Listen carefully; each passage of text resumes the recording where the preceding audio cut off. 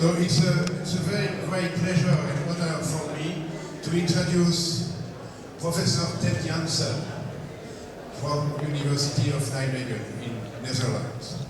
Professor Ted Janssen is one of the discoverers or one of the inventors of crystallography in n dimensions, n being bigger than 3, as you can imagine.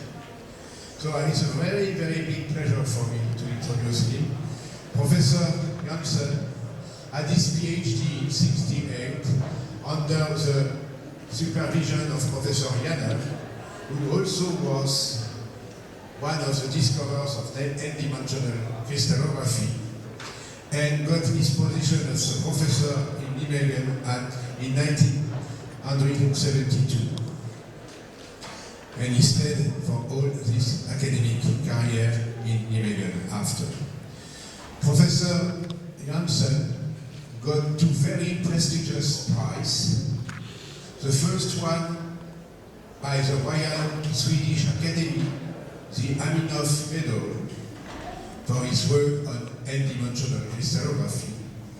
And the second one, which is the highest prize in crystallography, given by IUCr, which is the Ewald Prize, last year in 2014. So I'm sure that Professor Janssen will give us a very, very interesting talk about crystallography in the 21st century. Please, Professor. Yes, very well. Thank you, Claude, for your kind introduction. So we start doing something completely different, the scientific session. And it's a pleasure for me to talk for you about crystallography in the 21st century. Of course, that's a very pretentious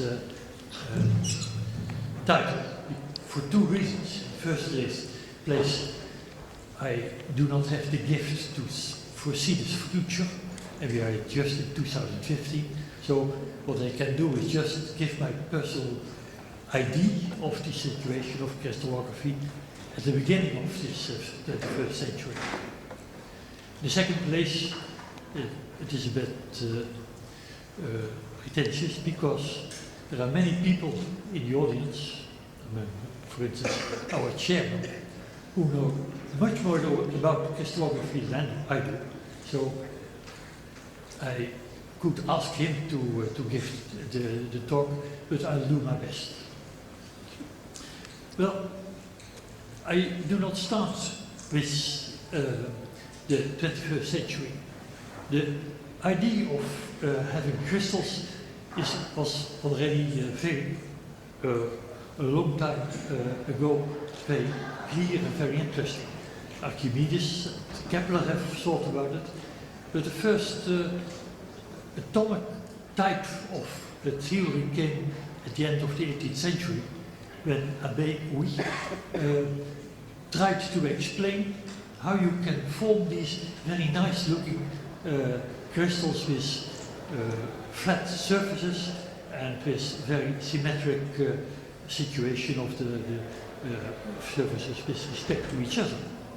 And for that he introduced small units, he called them molecule intégrante, and by using these you can not really explain, but you can make it plausible that you can form these nice crystals in this way, by combining molecule intégrante. Then there was, of course, no experimental proof, so everybody could think it was just a theory. And in the century afterwards, so in the 19th century, there was actually no development of the experiments. You had Rafa lattices, and the space groups became known. At the end of the century, we knew the space groups by the work of Fedorov and Schoenflies, but there was still no proof. The proof actually came when Röntgen discovered the X-rays, and these were used, as you all know, of course, by Lauer for using diffraction from from crystals. And he saw indeed a sharp diffraction pattern, and he could explain that. That's the Lauer method. And of course the Lauer method was then used by the Faser and Son Bragg, and the idea is very simple. It's just a reflection from the lattice planes that you get interference between beams that are reflected from planes that differ in a certain with a certain distance. So certain directions are extinguished, and only a smaller number of beams in certain directions remain. And for that we have, of course, the is there somewhere a pointer or? Oh, no, then. And so it is only certain directions, and these directions are given by Bragg's rule. So what's then the idea? Then we have to prove that a crystal has lattice periodicity. That means then we have to give the position inside the unit cell, of course. That means that if you have a property of this crystal, say the electron density, that's invariant under these operations. So you have, if rho is the density, then the rho of R is the same as the rho of R plus this special, it has complex values. And it's given by the sum over all atoms you have in your crystal. Then there is, every atom has some identity given by J, and every atom scatters in a certain way, and the strength is given by F sub J. And then on top of that we have again a phase factor, and the phase factor is given by this exponent of IH in the position of the atom. And at the third component we have an additional factor, the E in the power minus W, and that's called the Bayer-Wald factor. The Bayer-Wald factor you need if you do not have a strict periodic crystal, but you have a crystal at a certain temperature, then everything is moving, and that means that the effect is that the intensity of the spots goes down, and the way that goes with the Bayer-Wald factor. It has to do with the thermal fluctuations actually. So then you would say, well, it is easy, then we determine just f of h, and then we have the structure, because this is just a kind of Fourier transform of what I need in direct space. But of course that is not true, because we are only measuring the intensity, and the intensity is not this complex function f, but it is only the absolute value of the complex function. So there is a problem, otherwise crystallography would have been completely trivial. But now you have to determine the phases, and the phases of these factors. So the phase of f of h is difficult to determine. There are nowadays, and especially in the last decades, one has developed methods to determine these phases. There is the direct method, developed by Karel and Hauptmann. There is the maximum entropy method. There's the charge flipping method. Anyway, there are a number of new techniques developed in the last decades where you can say reasonably well what the phases are. And then, of course, we are done, because then we know everything. Then there is a very important aspect of the structure. We have spoken about the translational symmetry, but there are, of course, other symmetries. We have rotation symmetries. For instance, if you look at a snow crystal, then you see that the snow crystal has a very nice symmetry. If you turn it around over 60 degrees, it remains the same. So there are 6 rotations that leave the crystal invariant, and on top of that you have 6 mirrors, and the mirrors are given by these red lines. If you take the red line and you reflect the crystal from this red line, you get the same. So that means that we have symmetry group, in this case, with 12 elements, and that's called the point group. Now we have to go to the bigger, to the lattice periodic systems, and then the point group is not enough. Then you have to combine these rotations with translations. We have already translations, all the lattice translations belong, of course, to the symmetry group. But sometimes there are rotations that are not symmetry elements, but if you combine them with a translation, then it becomes a symmetry element. An example is given here. Here. This is a two-dimensional crystal. It consists of dumbbells, and you see that they are lattice periodic. The unit cell is given by the rectangle over there. And in addition to that, you see that if you rotate over 180 degrees, then everything falls on the same position. So that means we have a rotation symmetry. But there are also mirrors. If you take just a mirror along one of the drawn lines, strong lines, then you see that a dumbbell that goes to the left will shift to the other position, so that the mirror is not a translation.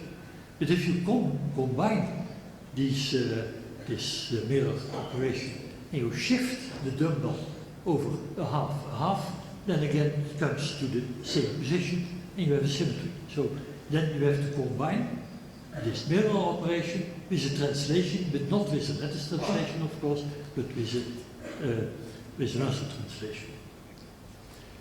And then you get all these elements, that those are the space group elements. And these are very important, for instance, already for the determination of the structure, because from these symmetries follow selection rules. If you have, we have seen that there is a density, for instance, rho, and if you apply there a lattice translation, then it remains the same. But also, if you apply an element of your space group, then you get also the same result. And that is written in the first form. Now, the scattering is a function in reciprocal space, so we do not have to look at the transformation of functions in our physical space, but in this reciprocal space. And then it is easy to show that the transformation of the reciprocal space is given by the third formula. And the third formula is interesting for structure determination. In the first place, suppose that T is a lattice translation. Then H times T is always a multiple of 2 pi, so this factor will then be 1. And that means that the intensity of H will be the same as the intensity of R sub minus 1H. So there is a symmetry. The diffraction pattern shows the symmetry of the space group.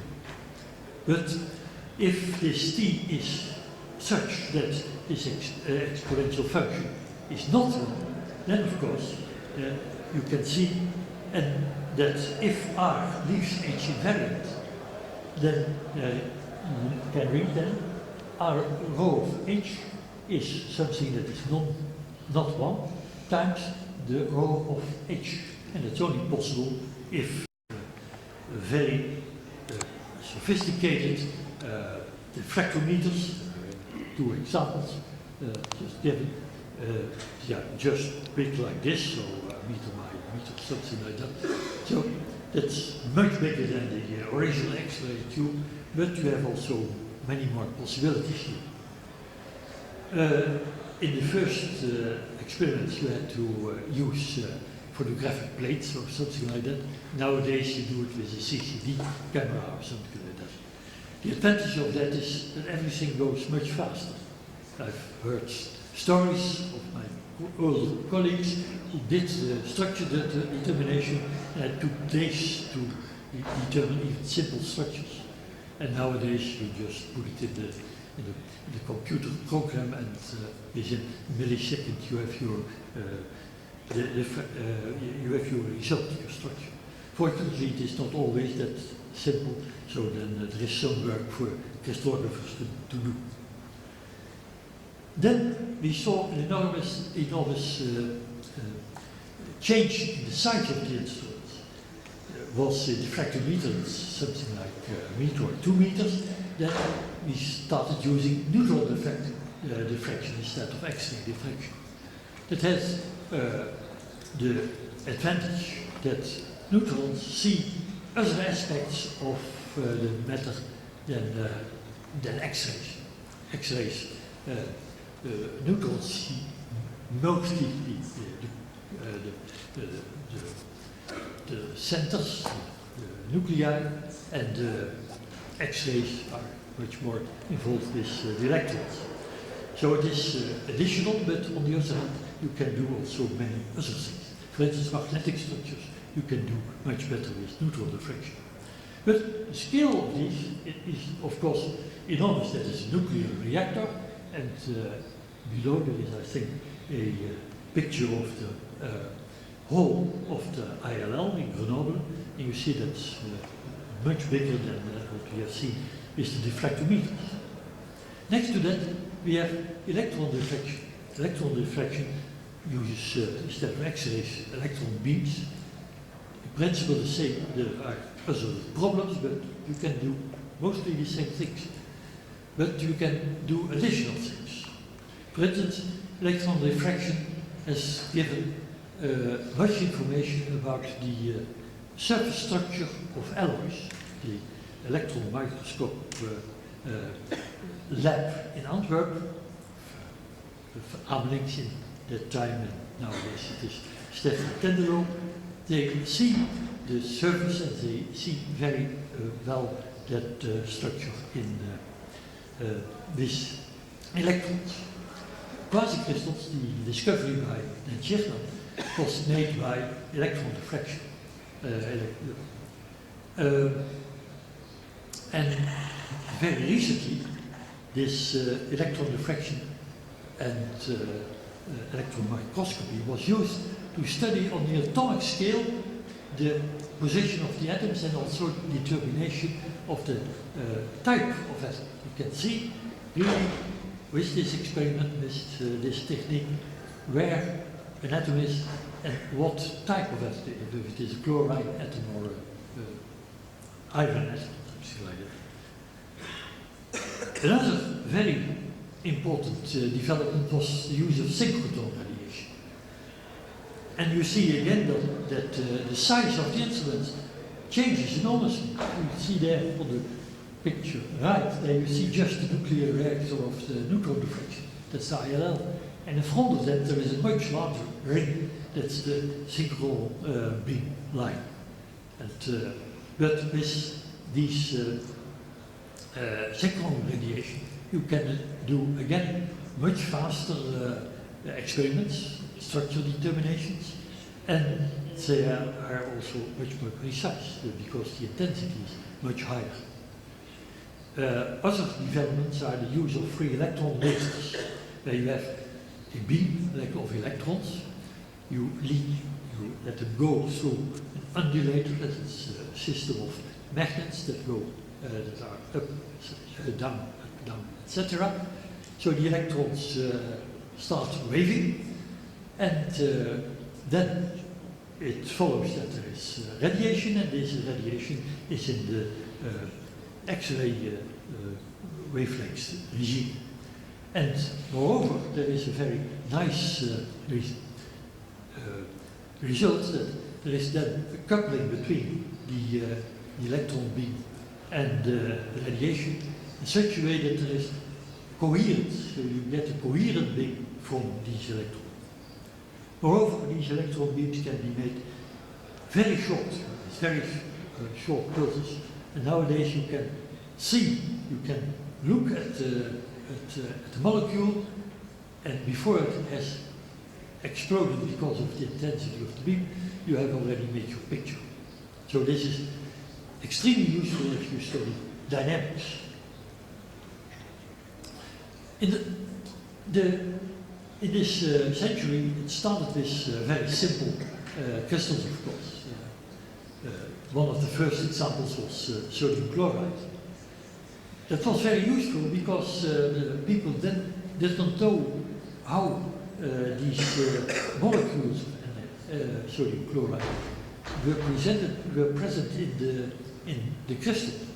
Many people thought it is a molecule of NaCl, and these are arranged in some way, and then the Rex showed that that's not true. You have a cubic pattern of sodium atoms, and in between you have the chloride, and it forms the well-known sodium chloride structure.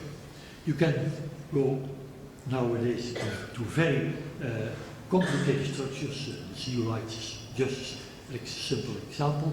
This is the example of sodium carbonate, and I will come back to sodium carbonate, and you see that you can determine the structure very well.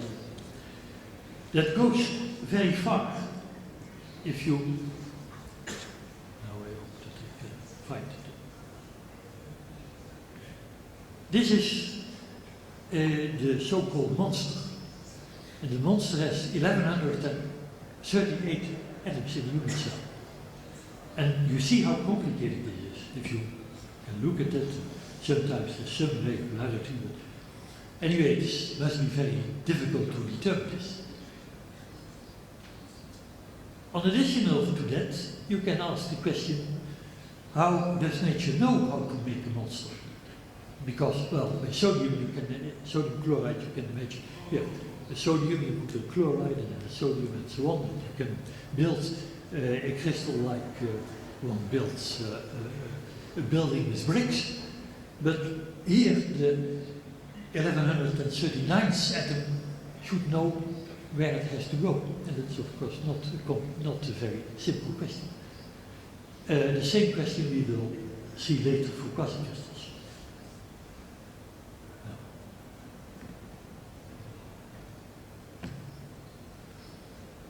Then a very important development was also the development of the biomolecules.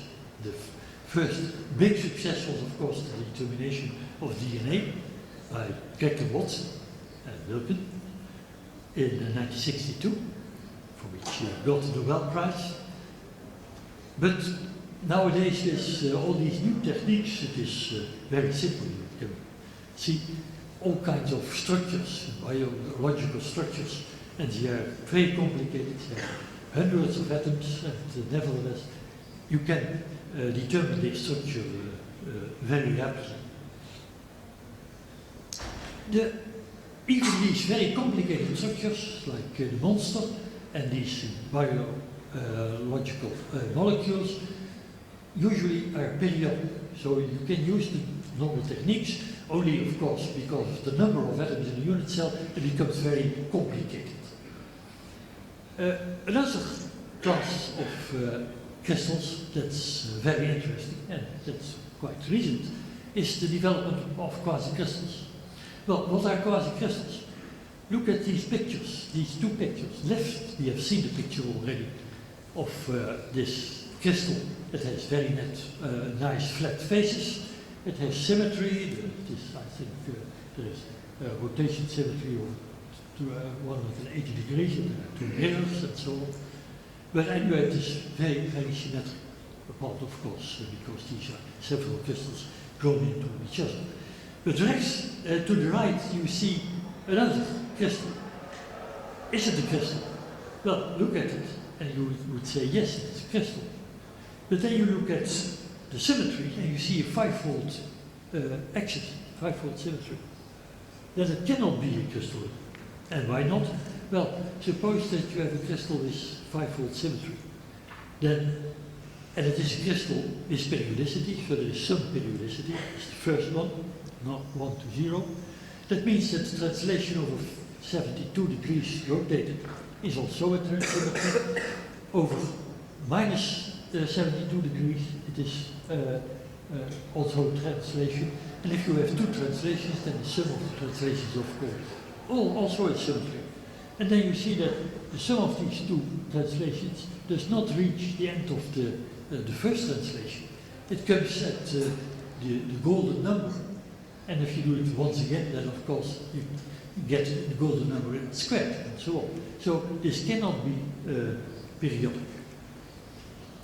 Nevertheless, in 1982, then Janssen found this diffraction pattern in aluminum manganese. And that was very surprising. And took some time before he could publish it. And then, afterwards, people really believed that there was five-fold symmetry, and actually the symmetry of this, that's called crystal, is the symmetry of an icosahedron. So it's 120 elements. So that was a big discovery. And Scherman had sent the paper actually to the wrong journal. Why? Because in mathematics, when you already that there were systems with five-fold symmetry. One of the first was Roger Penrose, who constructed the Penrose tiling. It's the red and blue tile, where you see two types of tiles, and they form a system. And if you look at it, you do not see that it's really five-fold symmetry, but if you look at the diffraction pattern, it will give the five-fold symmetric diffraction pattern. Why? That's explained by the mathematician De Bruijn from Eindhoven.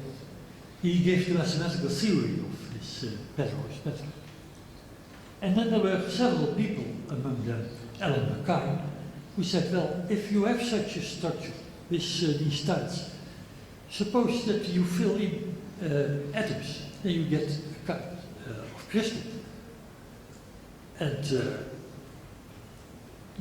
since then, De Bruijn had not yet done his work, at least not published his work, I should say. And therefore, Alan Mackay did it. He's a theoretician, but he did an experiment with optical diffraction. He took this Penrose tiling, put holes at the positions of the vertices, and this was the result. And you see, these are very nice. This nice diffraction pattern with tenfold symmetry. And if you try, then it is easy to index this. Index, well, of course not in the normal way. This is a plane, so you should need 2 indices, but in this case you need 4 indices. But if you choose 4 vectors, then you can index all the other vectors as a linear combination of these 4 basis vectors. So that looks like a crystal, but it is not a crystal because it has five-fold symmetry.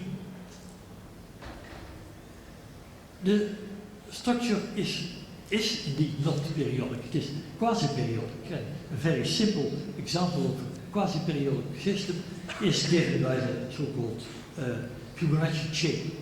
It's constructed very easily. You take 2 letters, S and L. Every time you replace S by an L and L by L, the combination LS. So you start with S, and you get an L. L becomes LS. The first L becomes SL, and the S becomes L, etc., etc. You get something with L and S. If you now make a chain with 2 lengths, and if you have a long interval, if you have an L, you put the long interval, and if you have an S, then you put a short interval. And it's clear, this is not periodic, but the mathematicians have introduced this concept already long before. It is quasi-periodic. The notion of quasi-periodicity was already introduced by Bohr in the beginning of the 20th century, 1906, something like that. And it was developed by the brother of Bohr, of Niels Bohr, called Bohr. And this is a very simple example of a non-periodic but well-ordered system.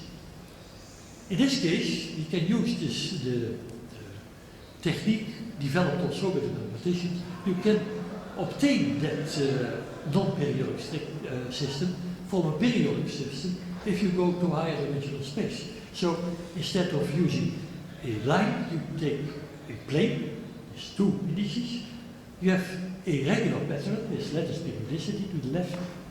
The right is actually the same, only the unit cell is different.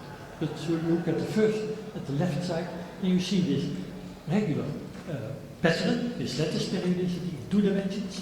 But if you cut it with the blue line, then you get something that is aperiodic, and it's just the Fibonacci sequence. You can do that also with more complicated things. See, this is a 2-dimensional example. It is something like the Penrose tiling, but instead of having a 5-fold symmetry, you have an 8-fold symmetry. You cover the plane with tiles. One is a square and the other is a rhomb. And there is some way to put these together, and you get the so-called Amman-Baker tiling. And then if you make the diffraction pattern of this Amman-Baker tiling, and now we know the mathematical rules, so it is easy to calculate the diffraction pattern. That's to the right, all the black points. And there you see it is not lattice periodic. There is no unit cell in reciprocal space.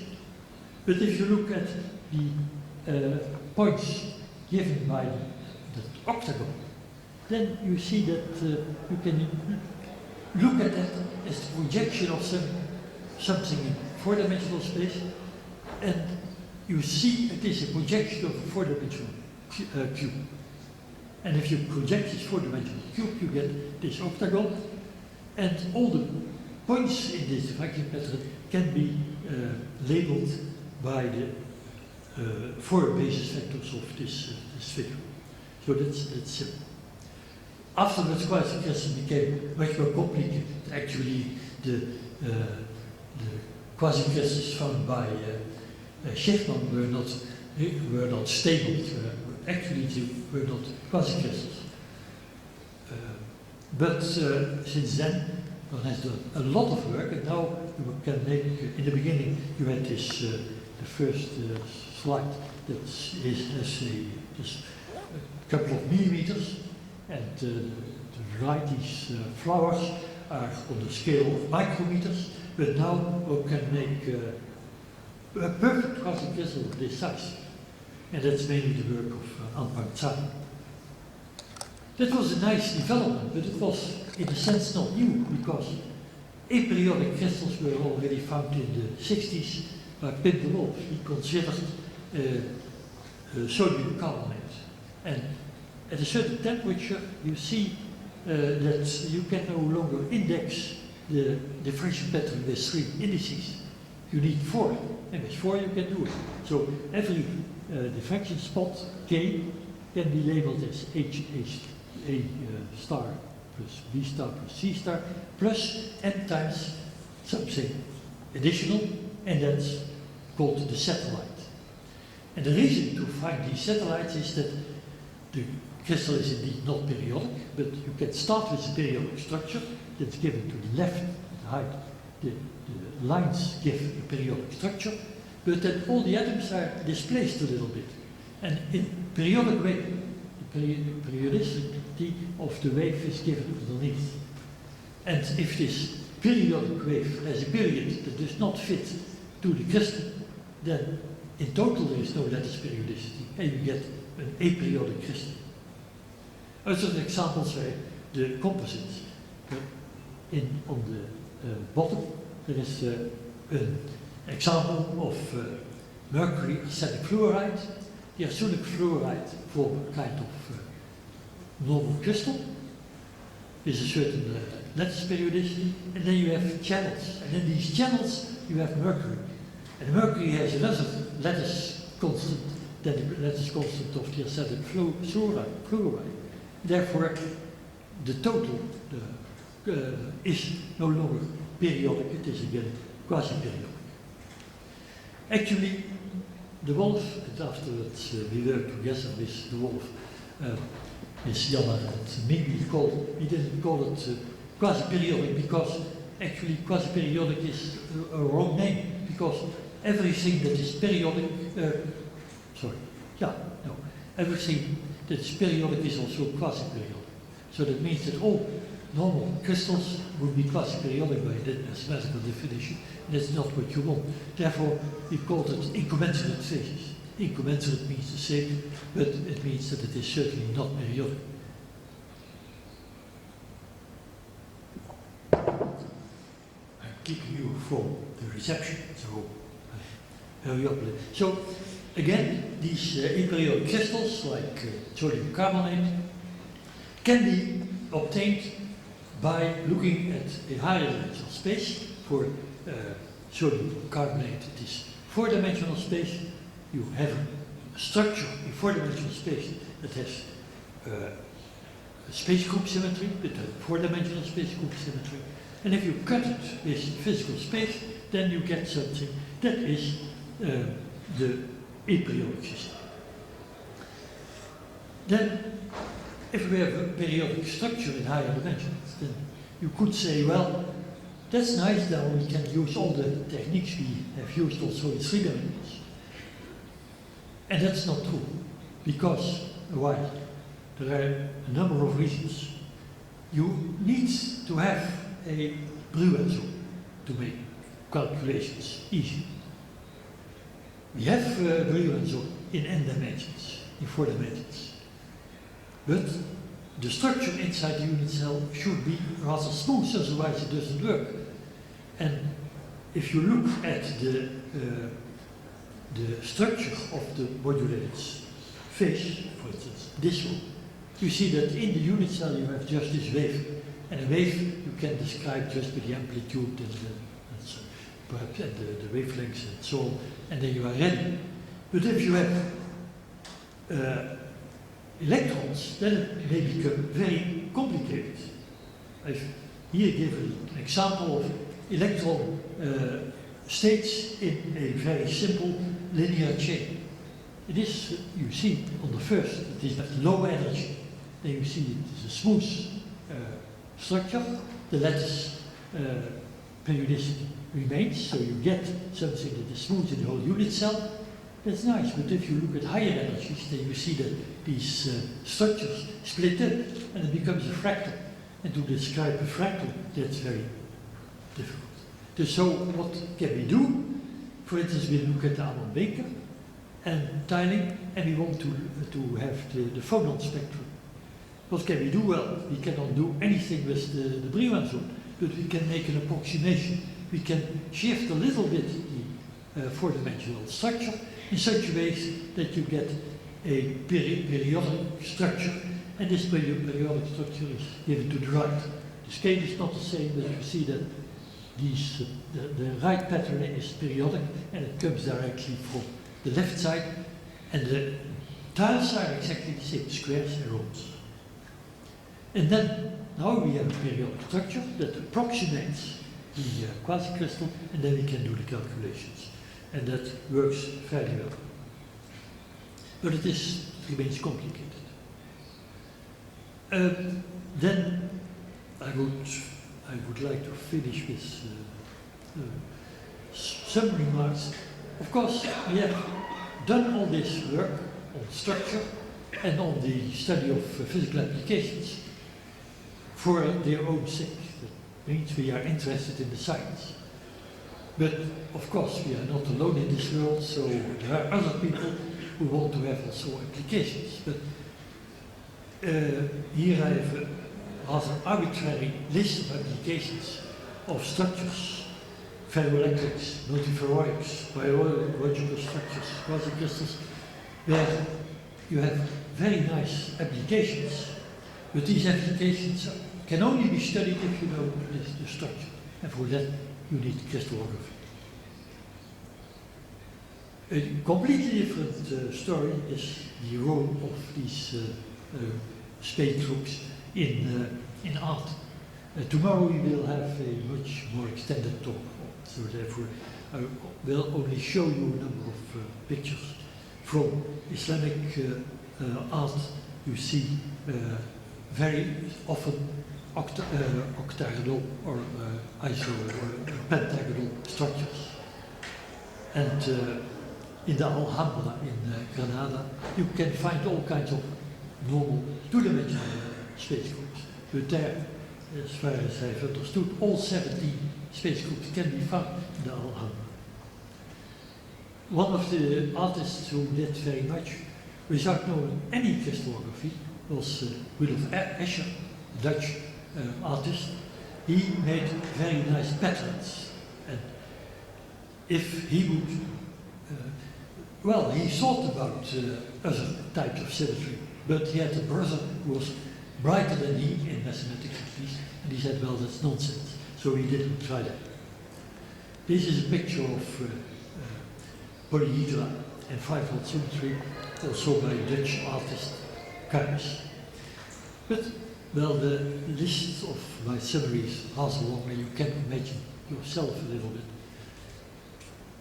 I want to stress that we have seen in these 100 years an enormous progress in crystallography. And the possibilities we have at the beginning of the 21st century are enormous, and we can look forward to all the applications we can use of this knowledge. A point I want also to mention is the definition of crystal.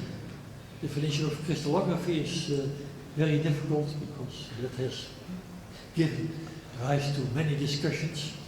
But even the crystal is not, in the beginning we said the crystal was something that has nice facets.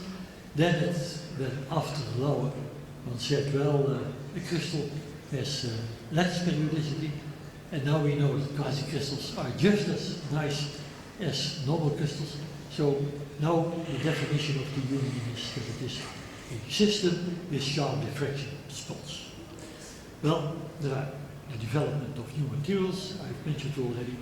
Anyway, there is a lot have been done in the last 100 years and more, and therefore we can be very lucky that the United Nations have decided to call 2014 the International Year of Crystallography. Thank you.